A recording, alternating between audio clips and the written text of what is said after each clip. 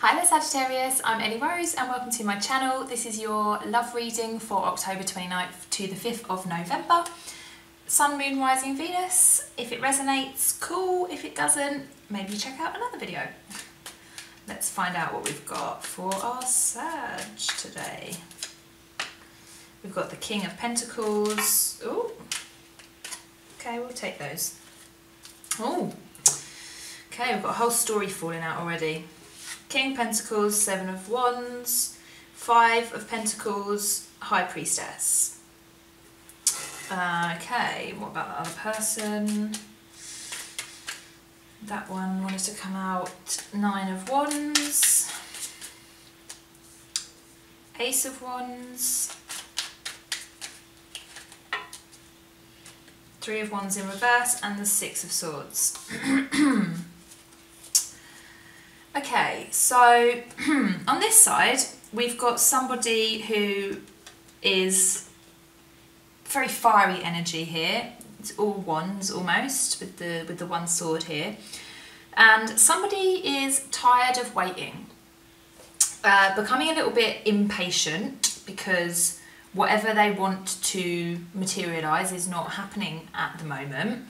They see the potential in it, they are quite excited by it. It's like a new realisation that has kind of like changed their beliefs in a way and has enabled them to do quite a lot of healing quite quickly, and has enabled them to like move away from limiting beliefs that might have been holding them back before.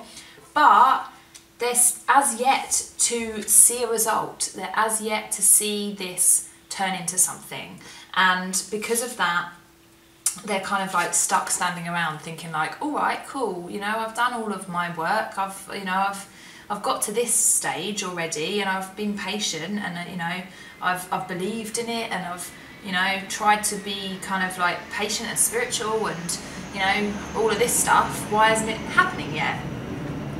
So for the other person, they're feeling a little bit like they need to protect themselves in some way because of external influences. So, I mean, this can be anything. It can be like, you know, perhaps they've got some work troubles, family troubles, money troubles, you know, they've had to move, like something, just like something has caused them to be in this Five of Pentacles energy, and because of that, they've kind of like activated their King of Pentacles, as in like, you know, shit's going down, need to tighten the ship. So this can look like, you know, all of a sudden moving away from the connection, all of a sudden like not, you know, just like not communicating anymore, shutting down.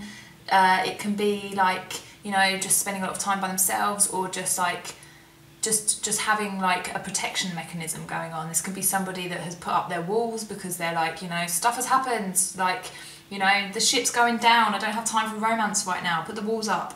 It's a little bit like that.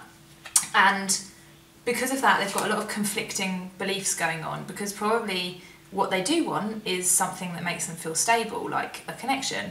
But when a connection is at the beginning, it doesn't feel stable, does it? Even if you are convinced that that person is the one, you still worry whether or not that is going to hurt you, or whether or not that person is going to, you know, treat you badly, whether or not it's going to materialise into something that is stable. So if somebody is feeling already unstable in their environment, then they're not going to want to pursue something new because that is also unstable. And I feel like intuitively they know that this is perhaps not serving them, this kind of behaviour, and that it is a little bit exhausting. Like they're probably having like, you know, little moments where their higher self is like, what are you doing? But at the moment she's kind of like sat down below next to the Five of Pentacles, so she's like, the intuition is being shut out essentially. It's like, you know, I don't have time to listen to that right now, even if it's coming full force, you know. There can be a million synchronicities and a million signs from the universe, but right now this person is in like protection energy, so it's not going to get through. So let's find out what feelings they've got towards this connection. What are this person's feelings towards this connection? Oh, Seven of Cups, Death, Two of Cups. Oh, look at that. Did you see that? That was the Two of Cups, that one. The one that jumped out that I didn't turn over. Soulmates, twin flames, deep connection, whatever you want to call it. It's there, definitely.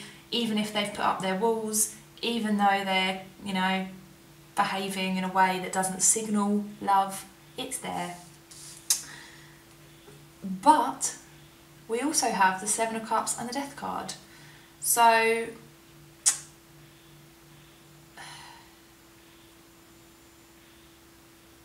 they know that it is true love, but that would mean that they know that it's true love, but they're confused because it would take a massive transformation of who they are. And, you know, Scorpio, this is your card, so this, you know, if it's you, then it's you. If it's not you, then there is some kind of lesson perhaps in this that you need to like take note. If it's the other person, maybe you need to kind of like listen up, prick up your ears. It's Scorpio. The person is confused because in order for them to move towards this connection and to drop their barriers of protection, they would need to kind of like shed their old ways of being. And perhaps they've kind of been the kind of person where they were a little bit non-committal, like, you know, they saw the connection, but then they were like, ooh. And, you know, because of whatever happened, some external influence, they would have to like drop some serious ways of being, and also to drop other options. So by that, it might be other people, but it might also be other options, as in, you know, but I wanted to be an astronaut, or that's extreme, but I wanted to go to, I don't know, the rainforest and learn about tree frogs, and I can't do that if I'm with you in a connection. These are really extreme. Sorry, I'm just giving you like a little slice of my brain here. Any other option, it's like as soon as you choose that one option, as soon as you choose to follow that love, it's like all of the other options have fallen away. And that's quite a scary thing, because they know how real this is. They know that they can't half-ass it. They know that they have to give it their all, and that they would have to commit to it 100%. And if they do that, then all the other options fall away. And I know that to a lot of people will be like, so, but that is quite a scary thought to a lot of people, you know. And it might be that they, in their current kind of like protection mindset, they might think, well, you know, I don't know yet. I don't know what that might look like, because, you know, the Death card is like, you don't know what is beyond death, but there is something. So it's quite scary for them, I think, even though they know what it is. So let's see, what are the feelings on my right here? That one wanted to come out. Queen of Swords, what feelings? And the Ace of Pentacles. This person here, if this is you and you're kind of tired of waiting, you want a commitment. Want a commitment. I'm a queen, I want what I want. I want a commitment. And, you know, I want it now. I don't want to wait. I'm getting tired of waiting. All of this is, you know, becoming a little bit old. And I want to feel like I'm in control of the situation, because at the moment I'm not in control of the situation.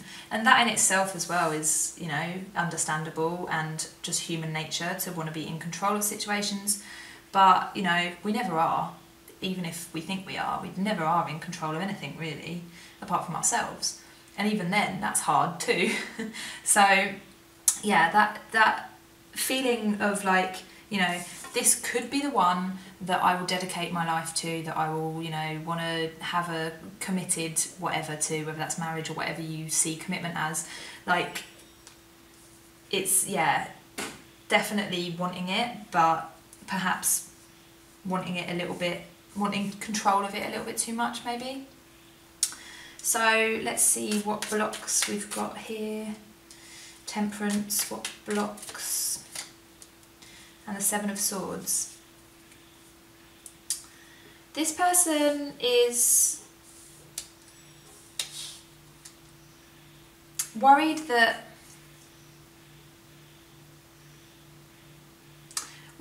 they are, that this distance is something to do with maybe something shady or something that they don't know. They're unaware that actually it's just part of the healing process, and part, like for this person on my left, it's like they need to heal. And these two, I mean, these two are very different cards, like Temperance and Seven of Swords. Like, it's like not realizing that also both parties need to heal in some respect. And that, you know, yes, you're not going to know what's going to come up, because we don't, because, you know, even with things like tarot cards and stuff, like, we don't know the future, we can't. And, you know, it can change at any moment. You can make a new decision and then the future changes. We have freedom of choice. But there is some healing needed as well for this person. It's not just all about waiting for this person to, you know, waiting for them to learn their lessons, waiting for them to come to me, waiting for them to stop running, like all of this stuff. It's not just about that. It's also about your own journey and your own healing. So I feel like that is obscured at the moment because of the focus on the other party. So what advice should we give this person here? Oh, okay, Knave of Pentacles with the Emperor. The advice is to commit to yourself. Commit to, you know, being comfortable in your own domain, being comfortable in who you are, being in charge of your life, you know, making sure that your finance is good, that you're working good, that you're doing what you want to be doing, that you're feeling healthy, you're feeling good, you're feeling stable. Give that gift to yourself.